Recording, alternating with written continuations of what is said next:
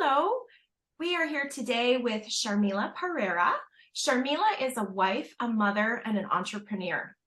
Being an immigrant herself, she is passionate about introducing Canada to those who seek a better life. Having immigrated at the age of 32 with 3 young children, she describes herself as having been a naive and unconfident person who had never worked prior to coming to Canada. 20 years later, she runs a multi-million-dollar company providing immigration consulting services to people located in every corner of the world, as well as talent recruitment services to employers in Canada struggling with labor shortages. Sharmila, could you please tell us a little bit more about what you do? Yes, and thank you, Angela, for having me. Our business is twofold. We are dream makers to those that are seeking a better life in Canada, in that we make the Canadian dream come true. We assist people in all corners of the world to successfully immigrate to Canada. So that's one service we provide. We also work with business owners in Canada to seek out the perfect foreign talent for their teams. As you will know, Canada is going through a huge labor crisis. More than 10,000 people retire every single day, and the pandemic has made the situation even worse. There are not enough Canadians to fill all the vacancies, and there are over 1 million vacancies today in Canada. We introduce employers to great candidates who wish to immigrate and process all the legal paperwork for both the employer and the employee. So that's our services in a nutshell. That's great. How long have you been doing this? So I've been doing this for 20 years, a very long time, but I enjoy every minute of it, the good and the bad and the not so good. Maybe not that bad, but maybe the good and the not so good. But yeah, for 20 years. And you get to travel. From what I understand, you have offices all over the world. Yes, I do get to travel. So that's a bonus point. At this time of my life, it is a bonus point. When it was not that, it was a little bit difficult when my kids were young and I had to still travel to do my business, but it's really good for now. Oh, that's fantastic. So why did you choose this type of business? Honestly, I didn't choose it at all. It kind of chose me. I always say that because when I was volunteering at a real estate law firm, when I first came to Canada, I volunteered at a real estate law firm, and they also did a few immigration cases, and I was asked to get involved in the work. I liked it as I could resonate with the people and their cases because, I was a new immigrant myself. I was then asked by another immigration firm to market and sell their service to the Sri Lankan audience. And this was the beginning of me, going down the career path in immigration. And I never really looked back because I really liked it. And as I said, I could really resonate with the people and their need to come to Canada. Oh, that's fantastic. Can you tell me about a major achievement or a milestone in your 20-year-long career?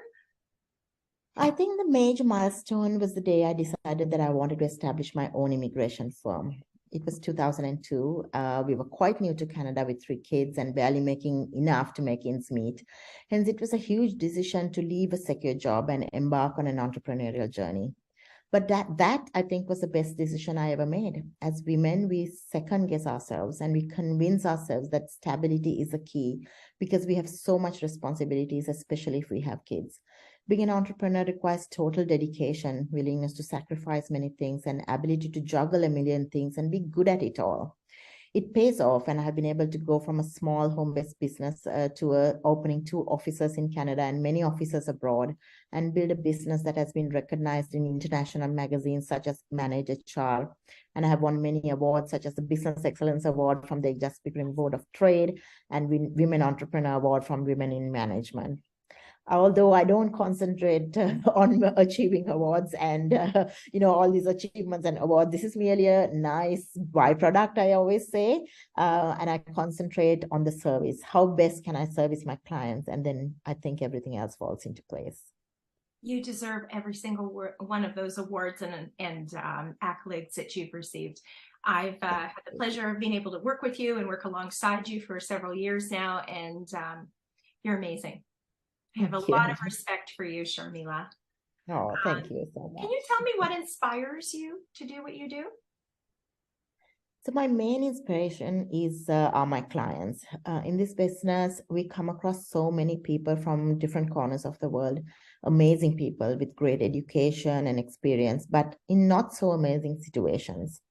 To provide these people a chance to come to Canada and work with wonderful employers who will provide them with the opportunity of a good job, pay, good working conditions, and an opportunity to gain residency is very humbling and satisfying.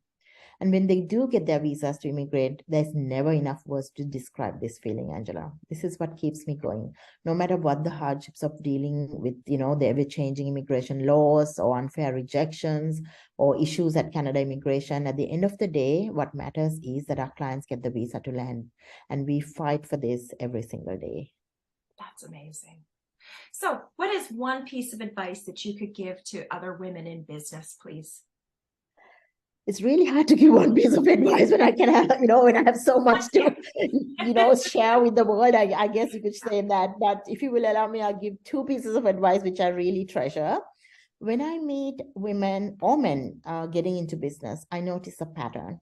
The focus of most people nowadays is money. They lose sight of why they even got into business and the passion they had for the product or service being offered. It becomes all about the money, and sooner or later the business will fail if this is the focus of the leader. So my advice is instead of focusing on money, fully focus on the product or service being offered and the people that work for you or with you. Strive to make your product or service genuinely better every day, and then everything else will fall in place. My other piece of advice is especially for women entrepreneurs. We have a lot to juggle, and most often we try to block out times of the day or week for different things, such as, I want to do half an hour with my family, 2 hours to call people, 3 hours to cook and clean and put the kids to bed, 2 weeks vacation, etc. To me, this is extremely stressful. Why do we need to put ourselves and put everything in a box? Every aspect of my life is important to me, and this includes my business. And I blend in these aspects into every minute of every day of my life. For instance, I love taking my family on business trips. Why not?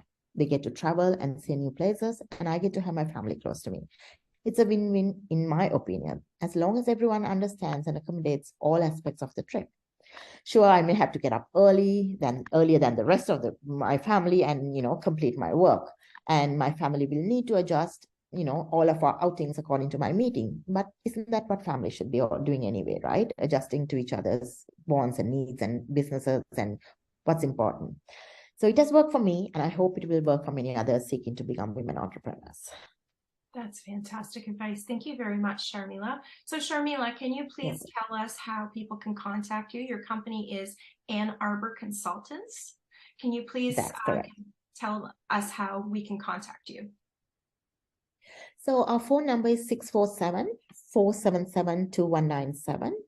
And you may email me directly at Sharmila, which is SHARMILA @annarbour.com. That is ANNARBOUR.com.